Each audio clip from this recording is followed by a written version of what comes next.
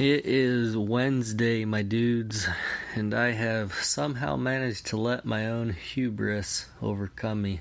The worst thing that possibly happened when you're trading stocks. I don't know what overcame me, but for some reason, I just went fucking apeshit on Monday. Just started buying just random bullshit for no reason other than it just seemed like a good idea at the time. I don't even know. I need to stop buying things without writing down like a legitimate thesis. From now on, I'm no longer buying calls unless I write down like a legit specific thesis with like a target price and an exit price. Basically, in a nutshell, I had 3 conviction stocks that I bought calls in. I bought United Wholesale Mortgage months ago, and I've been holding them literally for months. I've been letting Theta Decay fuck me. I'm still up on them. And then I had Oasis Petroleum, which was doing pretty alright. It was actually trading flat, honestly. It traded flat for a really long time. But I imagined it would, and I imagined it would go up like crazy, and it did go up like crazy. But I didn't sell either of them. I didn't sell United Wholesale, and I didn't sell Oasis. At one point, I was up $5,000, and I didn't sell. And then I also bought into some meme stocks. I bought a couple $1,000s worth of clean energy fuels, which was not the move. Ladies and gentlemen. Was not the thing that should have been done. Not because it was even a bad buy. At one point I was up thousands of dollars on it, but it just, I didn't FOMO into it, because I wasn't like afraid of missing out, but I just bought it because I just thought it would go up, and it did go up a bunch, and then I didn't sell, and then it went down, and I lost all my gains, or most of my gains. I still made gains on all these stocks I'm talking about. I made gains on United Wholesale, I made gains on Oasis, and I made gains on clean energy fuels, but it was like, they were like 5 or 10% gains. They were almost broken even, instead of, the 200 to 300% gains that I could have had I just sold, had I just had like, hey, sell at this point and then sold. I didn't. I bought meme stocks, which actually, it's funny because most of the time the things on Wall Street Bets, they do go up. Just people don't sell on time. It's because they let their hubris, overtake them, and they think, oh my god, I'm up 100%, but wouldn't it be amazing if I was up 500%, and then they don't sell and they end up losing or breaking even. And it's just kind of like it's funny because I haven't lost money, and I'm lucky and I'm grateful I haven't lost money, but the fact that I made money and didn't cash out like almost makes you feel worse than losing money. Probably not worse, but almost as bad, because you see the money in your account, but then you don't, close the deal and it's gone, and it's like, fuck. But as they say, the money ain't yours till you leave the casino, and I haven't left the casino. So on the week, I'm up $1,200 on the week. So I am up. On the month, I'm up like, $10,000, $10,420,000.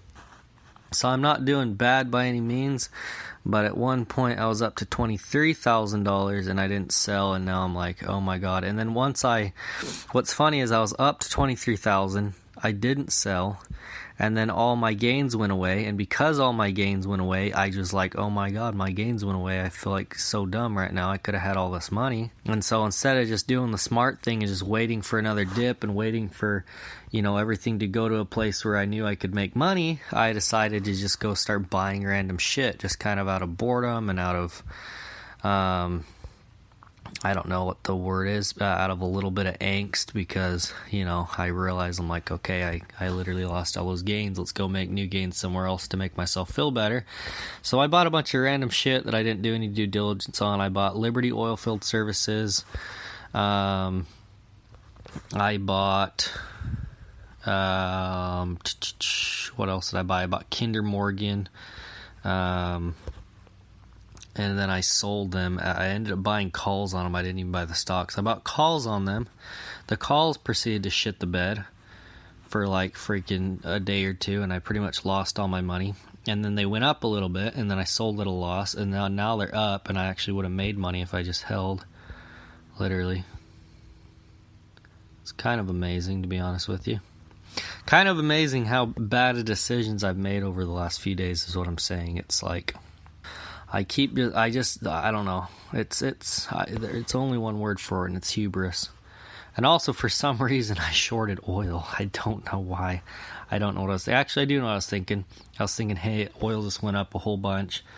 It's at like a friggin' 3-year high, so it's probably going to go down a little bit. Let's just, I didn't even short it. I bought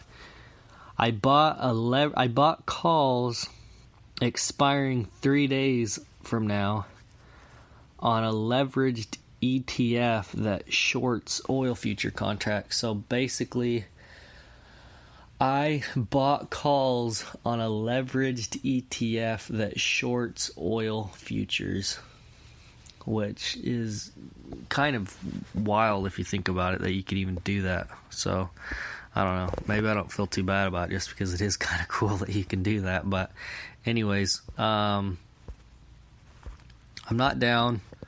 I'm not up. I'm pretty much trading flat right now because I sold everything.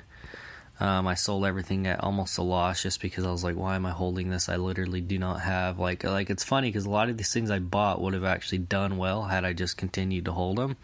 But I bought them without writing down a thesis, and now, even though they're doing well, or they could have done well, I didn't hold them because I didn't know what I was doing with them. So the point of all this is, if I'm going to continue day trading, I can't go through these stages where I just start randomly buying all kinds of shit with no real specific strategy in mind. I'm just kind of just hanging out, seeing what happens, and not selling when I should. But I guess I'm lucky I didn't lose anything. So I guess I'll count my blessings. I don't really understand how people lose money in the stock market. Maybe it's because I've only been trading for 4 months, and we are in like the greatest bull market of all time. So maybe, a year or two from now, things are going to normal out, and it's not going to be this crazy bull market, and I'm going to understand why it's hard. But I've been reading investment books and watching videos and learning as much as I can, and pretty much everybody says the same thing. I've been reading The Intelligent Investor by Benjamin Graham, or that's who it is, right? I think it's Benjamin Graham. Probably check that just I'm not saying. Yeah, Benjamin Graham. I'm reading The Intelligent Investor by Benjamin Graham, and he says the only true good strategy is to buy and hold. And most people say the only good strategy is to buy and hold. And he talks about how there's always a young generation of people that believe they have this new insight where they can make money in a way that nobody else has, and in the long run, over the course of 5 or more years, they end up losing money and they don't end up beating the market. And a lot of people claim that you can't really beat the market, and some people claim that you can. And then there's people like me that not only beat the market but demolish the market in terms of gains. Like, if I were just to sell everything right now and just keep my cash, 5 years from now, I'll still be up more than the S&P 500 would have done in 5 years. You know what I mean? Because I'm up currently all time. I'm up 151.96, 152%. So let's just say the S&P 500 does 10% per year. I pretty much made more money in the last 4 months than I could have made in the S&P 500 over the last 15 years, which to me is kind of bananas, like, if you think about it. I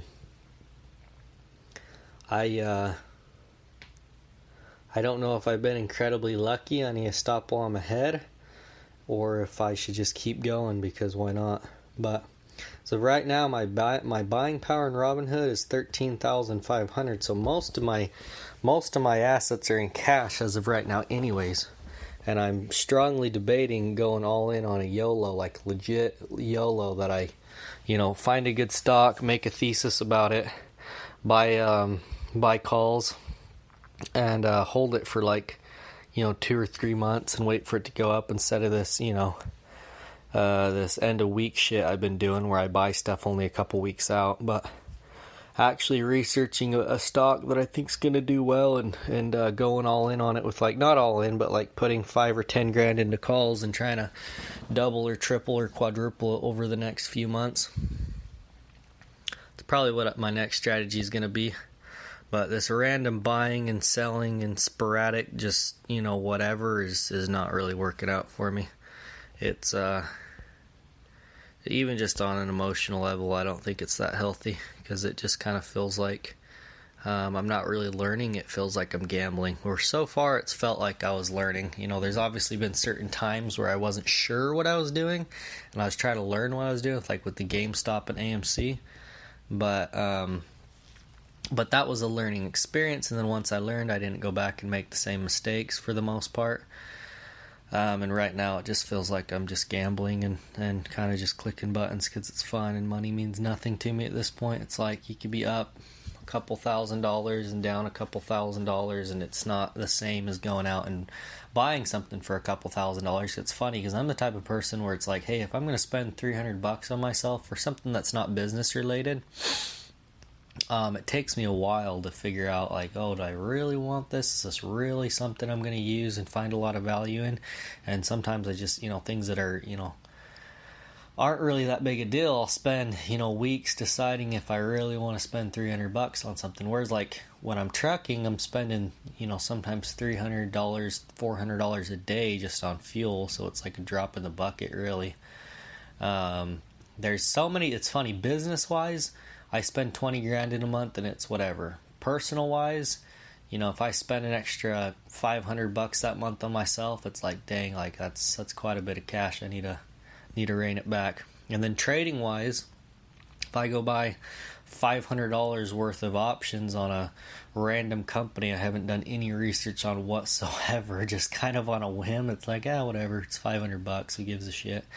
It's probably going to lead to my downfall. So I sold off all my options, a lot of them for a loss, just because I'm trying to, clean the slate and start over a little bit.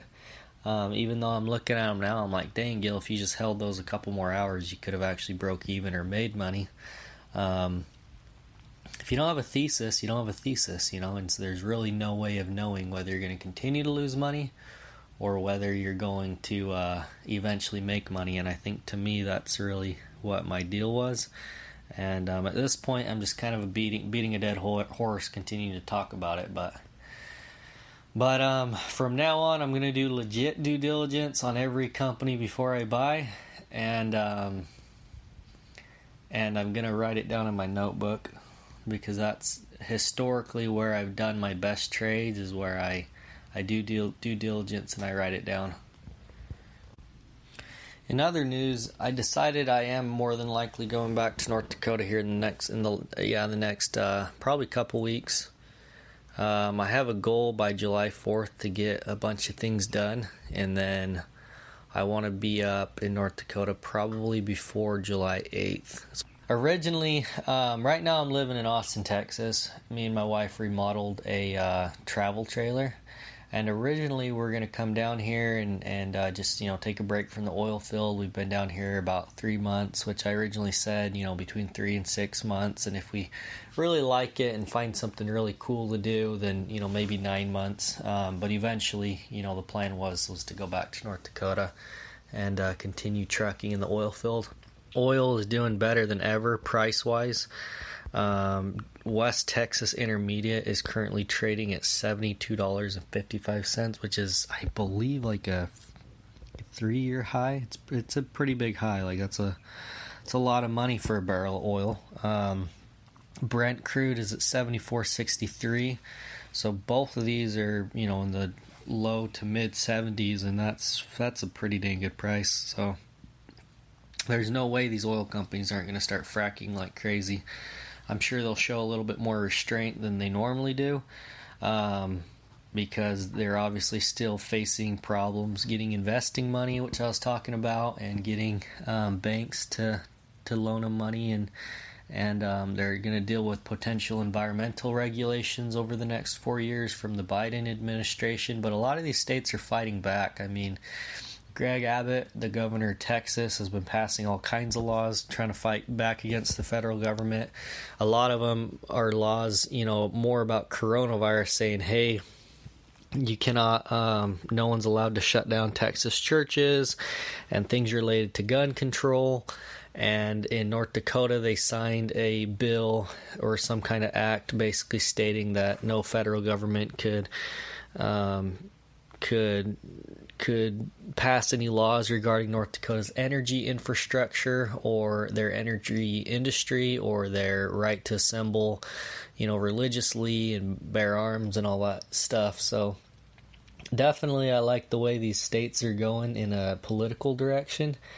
And oil-wise, I think they're trying to set themselves up to be able to continue to make money in the oil business. And it makes sense from a financial standpoint because realistically, oil is the biggest industry in, I believe, Texas and North Dakota. I mean, I'm sure there's other industries like farming, and in Texas, there obviously is a huge state, so it's not just oil, but oil is a humongous part of their state revenue for both those states, and I'm sure they're going to do whatever they can to keep making that money for the time period that they have to continue making money.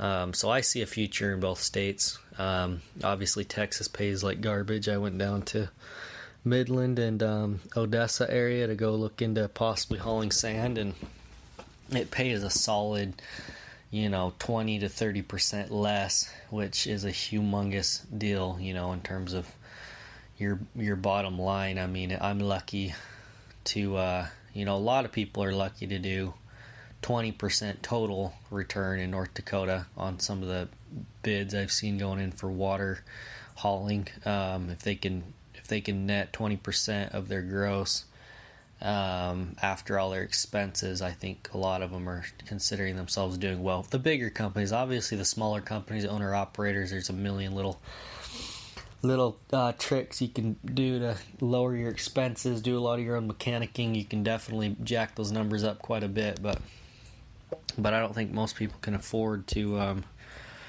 20-30% less is just a humongous deal in terms of pay. So I don't think I'll ever work in Texas doing trucking, at least. But I want to head back to North Dakota in the next 2 to 3 weeks. So I think in the next 2 to 3 weeks, my biggest goals, I guess, are to make sure that I get this podcast off on the right foot, so it's something I can hopefully continue to work on, and hopefully continue to produce interesting episodes, interesting content. I'm sure that it's not going to be, every other day like I've been doing, but it's going to be frequent enough that whenever I feel like I have a good story, I have something interesting to talk about, and maybe even if I have like a guest on the podcast, which would be great, it's something I'm going to do at some point. I'm going to start getting my buddies on this podcast because I'm not the most interesting, I'm not the most funny person in the entire world, obviously. I have my moments, but I have some friends that are funnier than fuck that I definitely think deserve some kind of platform to get their ideas out in the open, because I think the world deserves to hear them. But I want to get this podcast well established, and I definitely need to rearrange the stocks in my Roth IRA, because some of my stocks are buy and holds, but some of them are kind of high risk oil stocks that I wasn't really sure what they do, but I just threw a couple $1,000 into them just to see what would happen, and I think that's a mistake. I think I need to really be intentional with what I do with at least my Roth IRA, because to me that's like my buy and hold forever. And I wanted to day trade like half of my Roth IRA just because I've seen how well I've done day trading my Robinhood account, and I'm like, hey, if I have a super high conviction about something, I should just start throwing money at it in my Roth, and then wait till it goes up 100 doubles or triples, because with the Roth IRA, we're talking about compounding interest over the next 40 years until I, pull money out. And so in my mind, it makes sense, since I just started it, to try and get those numbers up as high as possible in the first 4 or 5 years, and then once I have a really big chunk built up, then I can invest it into safer, long-term bets. That way, it has that huge chunk of money up front that can, build that 10% compounding per year that's going to eventually turn into these massive gains. But it's all about how soon you start it. Realistically, you should start your Roth IRA when you're like 16, if you have the money, between like 16 and 18. And obviously, to me, I lost those years to invest into it. But in my mind, and this could just be my hubris talking again, but in my mind, I could make up those years just by day trading it in relatively safe, and relative is obviously a relative word, or safe is a relative word, but relatively safe option flips that I've been doing. So next time, I see a really good deal, I'll probably sell all my high risk ETFs that I bought and trade them out for high risk options that I'm confident about, and write down a thesis for them. And eventually, I do need to just put everything into ETFs I believe in and mutual funds that I believe in long term, but it's just too exciting to think about. I have about half of it in mutual funds and ETFs I believe in. The other half I want to day trade. Before I go back to North Dakota, though, I definitely feel like I have some planning I need to do. Obviously, there's the two things I outlined where I want to rearrange my stocks a little bit. Like, I want to make sure that, day trading wise, because I'm going to have, hopefully I'll be up past 25 grand in the next 3 weeks on my Robinhood. So I'll have 25 grand there, which I'll have to figure out something to do with, put them in some kind of high conviction trade where I can still continue to grow it, but also not have to manage it every single day. It's just something I can, check in with once a day or a couple times a week, and not feel like I have to spend, multiple days a week staring at the stock market, trying to time it and stuff. So I need to get my day trading onto a more of a passive schedule, where it's just a couple times a week for, an hour or so. And then also my Roth into something that's high conviction that can just sit there for months without having to really mess with it. And then get the podcast a little bit more streamlined, and just make sure I feel like it's to a place where I can continue to grow it. And when I have a good idea for a podcast that I want to do, I can just, flip it on real quick, record it, post it, and it's real simple. Because when I get into trucking, trucking is a full-time job. It's like 2 full-time jobs. When I'm driving myself, when I'm driving and running everything and I don't have drivers, I'm running, 12 to 14, sometimes 16 hours a day, 7 days a week most of the time. So you're looking at literally 100 to 120 hours a week, which isn't ideal. It's not really where you want to be, but it's just what it is sometimes. Hopefully you can be right around 80 hours a week. Like, that's ideal. But normally 80 to 90 is like the minimum you can do. And so obviously my time to do the stock market's limited. But when I am in my semi, a lot of times there's wait time at disposals and on well sites, and so you have 30 minutes, 40 minutes, an hour here and there. So it's not like I can't jump on my app and do things. But a lot of times also, if I'm running night shift, I can't really buy and sell stocks at night because the markets are closed, unless I want to get into crypto trading, which so far I'm not too impressed with crypto trading. So far I feel like I understand crypto pretty well. I understand how it works. I understand, what would cause it to become more valuable. I understand the utility it's supposed to provide, and I believe in crypto. But I don't really look at it as something that's really great to day trade, at least not to me. I'm sure other people, made tons of money doing it. But unless I had some kind of computer program that was programmed to do rapid trading back and forth, where I was, just, buying a little bit low, selling a little bit high, and doing that 50,000 times a day, like, unless I was doing that, I don't think I'd touch it, just because it's too volatile. And I can never tell realistically. I've been really bad at predicting whether it's going to go up or down. I think the only time I've really done well predicting it was Dogecoin for a brief amount of time. And that's because if you look at the Dogecoin chart, and I'll go to it right now.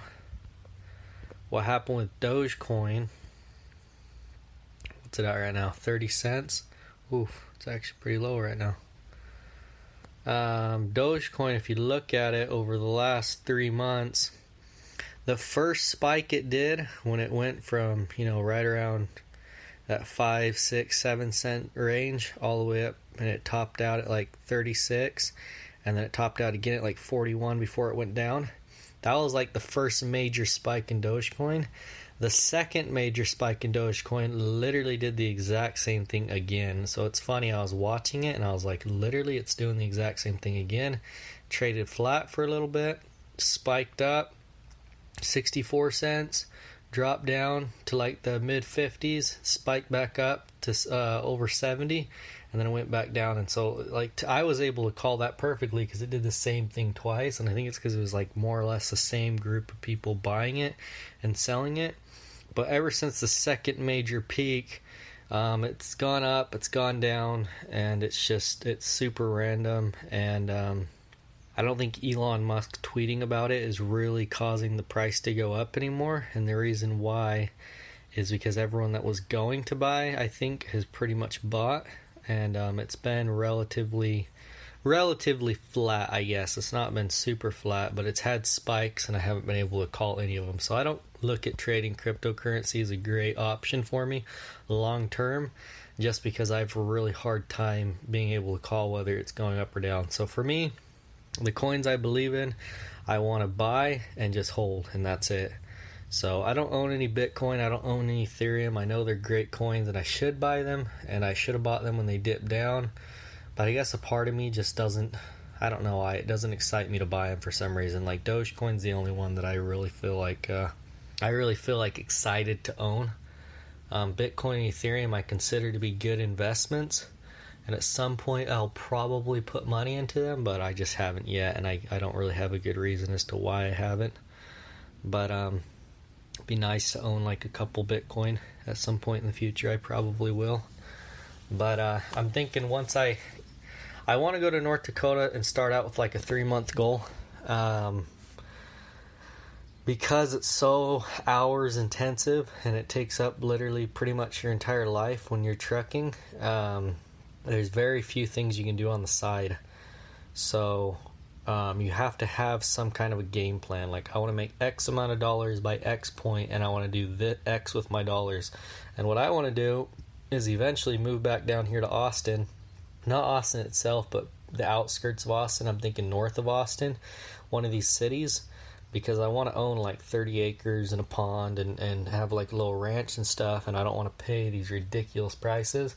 I think the hill country is beautiful, but it's probably a little bit too expensive for me at the moment.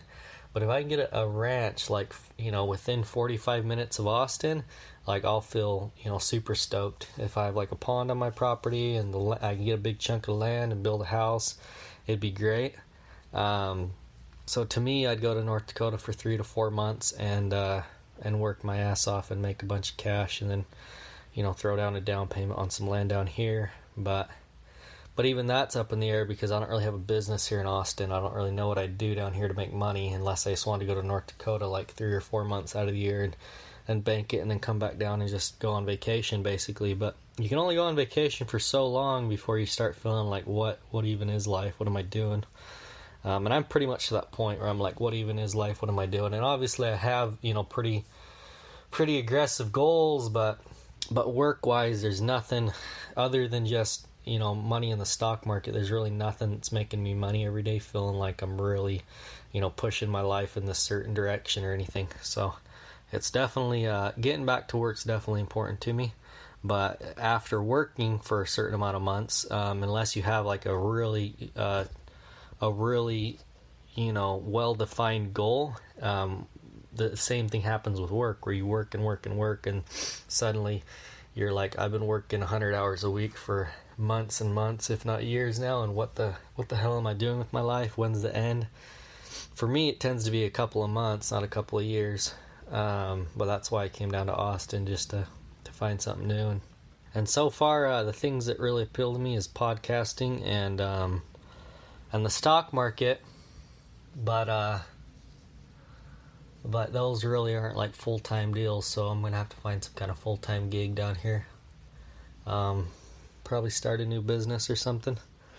But I'm definitely excited to get back behind the wheel of a semi. I actually love driving trucks. I enjoy it quite a bit. I love a lot of things about the oil field. I love a lot of things about trucking. The only thing that really holds me back is just the fact that there's so many fucking hours involved. So it is still in the possible cards to just go up to North Dakota and spend another 3 to 5 years there.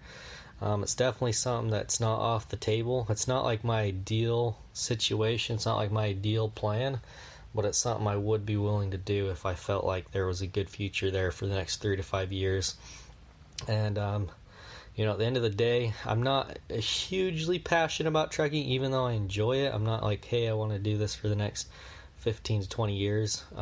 Partially because the oil fields are going to eventually die down, and then, I just don't feel like being in the transport industry my entire life. But I don't really want to be in trucking for the rest of my life. But in the short term, like, holy shit, the money's great, and at the end of the day, people tell you to follow your passion, and I guess it's what I'm trying to do by starting a podcast and getting into stocks, because I am passionate about both those things. But at the end of the day, man, the money's fucking nice. It's just nice having money and knowing that, you can take care of yourself and your family, and you can live above average and kind of have the flexibility to do whatever you want, and to really, not have to live a low income lifestyle. You can live as high income as you want, which I don't really live that high on the hog. I feel like I kind of just, I am definitely a minimalist, and I prefer to just have my money in the bank versus in, depreciating assets like vehicles and toys and different shit. But at the same time, it's nice having the money, and it's nice being able to know that you can have whatever you want within reason. So without this whole podcast turning into a big fat fucking feelings journal, I guess the purpose of this is just to give some background, because I'm sure a lot of my other podcasts are going to be in North Dakota and talking about trucking and talking about the oil field. And this isn't mainly a podcast built around stocks and investing. I guess it's mainly for entertainment purposes, and I guess if I had to really label this podcast, I'd say it's going to be a lot of probably like philosophy, but not really like legit philosophy, just kind of like my own bullshit breed of philosophy, where I just I basically just talk about the philosophy behind the things I do, which I hopefully have some entertainment value to some people out there. I know I'm entertained by my own decisions, and normally not while I'm making them, but like in retrospect, I'm like, Jesus Christ, that was so fucking dumb. Like, sometimes it amazes me how well I'm doing in life, considering how dumb some of the things I do are random there. Kind of like the stock trading thing. Like, I just went and bought all these random fucking calls, throwing money out the window here and there, losing money on some, making money on others, and I'm like, are you just lucky as fuck, or are you like actually smart? I'm probably not smart, but to me, it's like I look back on like the GameStop thing, the AMC thing, and I'm like, bro, what were you thinking? That was a bad idea. I just hope that my odd life decisions provide some kind of entertainment value to the people out there, because a lot of times I have a hard time deciding whether or not what I'm experiencing is confidence based on experience or just pure hubris. I looked up some hubris quotes, and some of them are actually pretty funny. This one by Julius Caesar, or I'm just looking these up on Google, so if these are like misquotes, then it's not my fault. Julius Caesar said, "It's only hubris if I fail," which I think is funny. Somebody else says, Bertrand Russell, I don't know who that is. Kind of sounds like Russell Brand, but it's not. It looks like some old-timey guy from the 1800s. The whole problem with the world is that fools and fanatics are always so certain of themselves. The wiser people so full of doubts. I think that's probably true. But it's hard to decide if you're a fool or and a fanatic, or if you're actually wise. The fact that I wonder if I'm wise or not is probably, and it means I'm probably full of doubts, means I probably am wise, but I guess back to Julius Caesar, it's only hubris if I fail. So I guess if I do well, I was wise, and if I didn't do well, then I was a fool. But only time can tell realistically. And another great quote that I like, which I'm gonna have to look up real quick because I want to quote it correctly. Here it is, by Thomas Jefferson. This is actually one of my favorite quotes of all time. And he says, I'm a great believer in luck, and I find the harder I work, the more I have of it. And he also says, nothing can stop the man with the right mental attitude from achieving his goal. Nothing on earth can help the man with the wrong mental attitude. So, I can't claim to know exactly what the right mental attitude is, but I would say that I found the first quote to be true, that I do think a lot of things come down to luck, but I think the harder you work, the higher chances you have of finding that luck. And I think that in a lot of ways I am a lucky guy, but I also think that I found a lot of that luck through just, continuing to roll the dice day in after day, day after day after day after day, and working hard basically, and eventually, the things I was working towards, I just was in the right place at the right time. But that was just because I obviously worked to be in the right place at the right time. So one of my favorite quotes, something I actually have on my little company group chat back when I had a company, back when I actually had like drivers and shit. But that was the little profile picture for my group chat. The harder I work, the more luck I have, basically. But that's the podcast for the day. Probably not a lot of crazy, life-changing information in there, but that's the plan from here on out. I want to make a bunch more podcasts before I leave Austin, and I want to make sure that all my money's invested in the right places, and I have written theses. I don't know how to say that.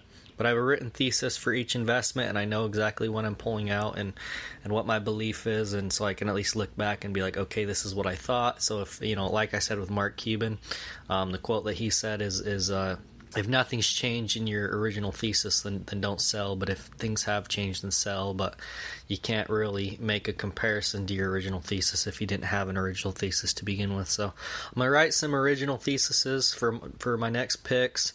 They're probably going to be longer term picks. I'm going to finish reading the 3 books I'm reading right now, which are a book called One by Richard Bach, which was a recommendation to me. So far, I think it's pretty garbage. I'm debating whether I should even finish it, but it is a really easy to read novel, and I'm probably just going to finish it just to say I did, because I have a book list of all the books I read every year, and the last few years I've started so many books that I haven't finished, and I'm getting kind of tired of it because I can't add them to my books read list until I actually finish them. So I have legit 10 books out there that I started in the last few years that I didn't finish. So my read list has been super short the last 2 years. So this year I want to bump it back up. Hopefully read at least 20 books this year. But so I have One, which is basically a garbage book. I have The 4-Hour Work Week, which I read when I was, I think, 17 or 18 for the first time. And I remember when I was 17 or 18, I read it and I was like, holy shit, this is a great book. I love it. It's so cool. But I remember just thinking, I don't really have the time or the money to do most of the things this guy is talking about, and I just felt like it was a book that I enjoyed and that I learned things from, but I wanted to put down and reread when I did have more time and money. And so now I'm to that point in my life where I do have the time and money to hopefully apply some of the principles. And so far, my analysis on it, from what I've read over the last week, I think I'm on chapter 8, is that Tim Ferriss is a little bit of a psychopath, in the sense that a lot of his, I get what he's trying to say in his book. He's trying to pretty much tell you how to be more efficient with your time, and basically show you, if you want to work 4 hours a week, here is how you can do it. You can literally, you You can literally get personal assistance from other countries for dirt cheap to do everything for you. You can minimize the amount of interaction that you have to have with other human beings in business to practically nothing. You can delegate jobs and decisions to other people so that you don't have to be the focal point of your business.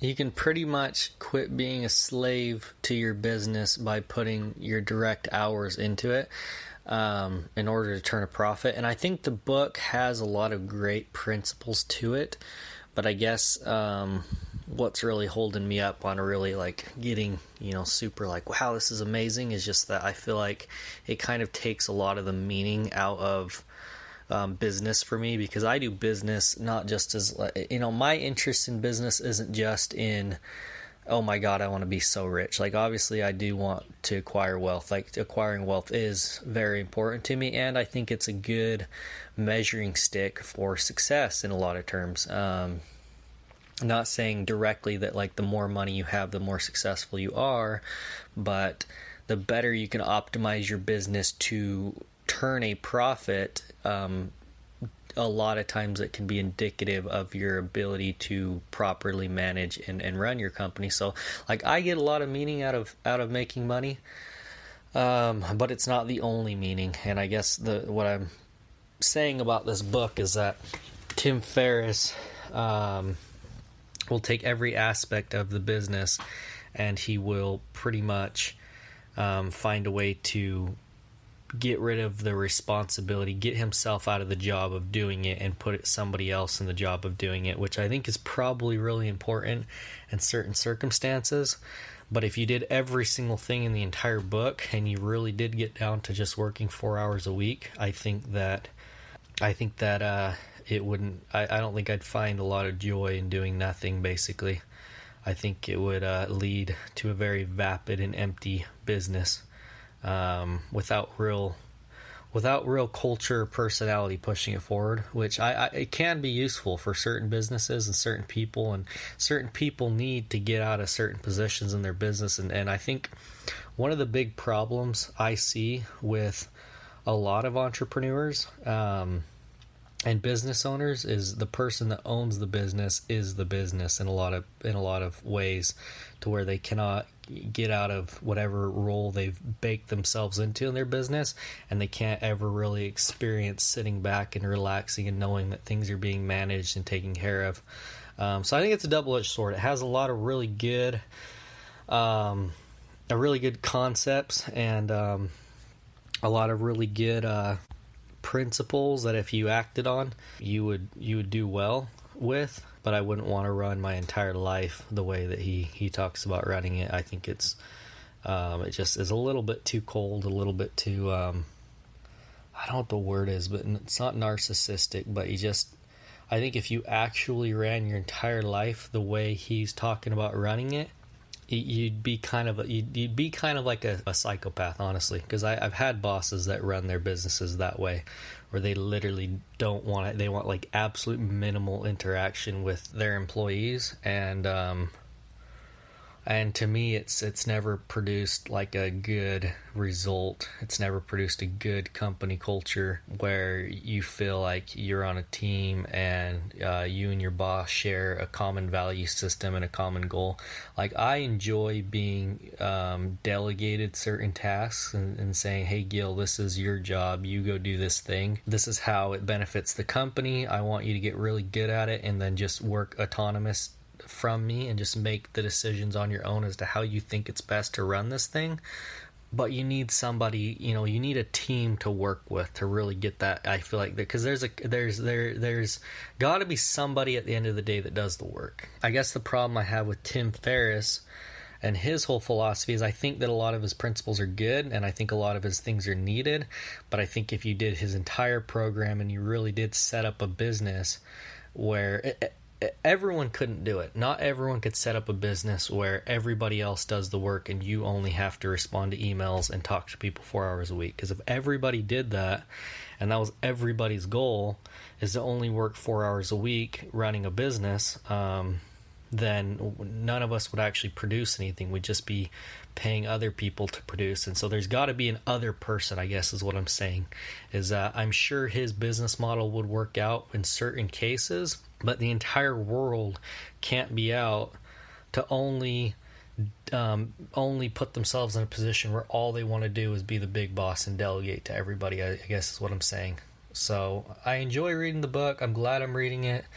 But I don't feel like, oh my God, I'm going to start like an internet company and sell my soul to the freaking whatever cult it is that Tim Ferriss sells his products to. The people that are serial entrepreneurs and are creating businesses just to flip them and sell them for a profit. And there's a whole culture out there, I guess, and I'm sure it's needed. I'm sure it provides some sort of value to society, but there's an entire culture out there of, all I can call them, as serial entrepreneurs, want to start businesses, optimize them to run as well as possible, and then flip around and sell them for a profit, get that big payout, and then move on. And to me, I just think it's kind of a vapid, empty way of conducting business. It's not, and the people that run these businesses aren't real people. They're like these fake people with these ulterior goals. And I guess the people they hire,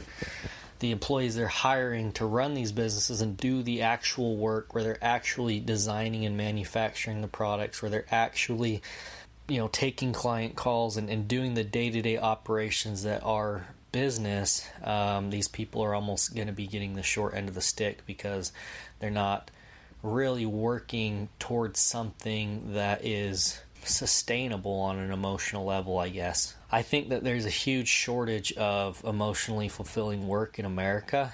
I think that there's a large number of people that are deeply, deeply unsatisfied with their jobs and deeply unsatisfied with their lives, because, a lot of your job is your life. A lot of people, I'm not, you shouldn't really conflate the two. Obviously, your life is different than your job, and your occupation is different than your identity as a person, but your identity is, in some sense, wrapped up with how you feel about yourself on a day-to-day basis. And if you're spending most of your day doing something that you don't believe in, that doesn't make you feel inspired, that doesn't make you feel like more driven, more motivated, something that isn't helping you to grow, then I think you're going to do worse as a person. And I think that these business models that Tim Ferriss kind of, shills out there to the public as being these ideal business models, where there's one guy on top and he doesn't have to do literally fucking anything, and he can make,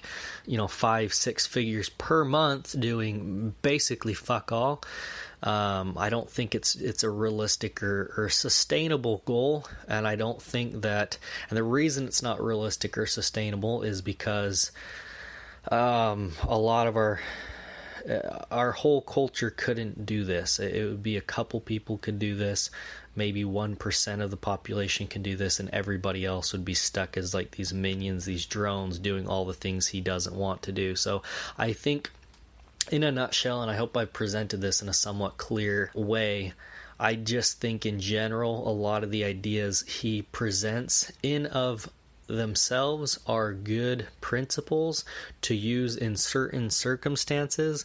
But if you took everything that he was teaching and tried to make a business based on it, I think it would be a very empty and vapid business. And I think that Tim Ferriss himself seems to be a bit of an empty and vapid human being. But the book itself is interesting, and I think that if you are interested in learning and seeing things from the perspective that Tim Ferriss teaches them, I think they are, it is a book worth reading. So I guess I would recommend it, but I guess I would recommend it and say, read this, learn from it, but take everything with a bit of a grain of salt, because I don't know if it's necessarily going to make you a better person in every way, but it may help you improve certain aspects of yourself, because some people suck at delegating.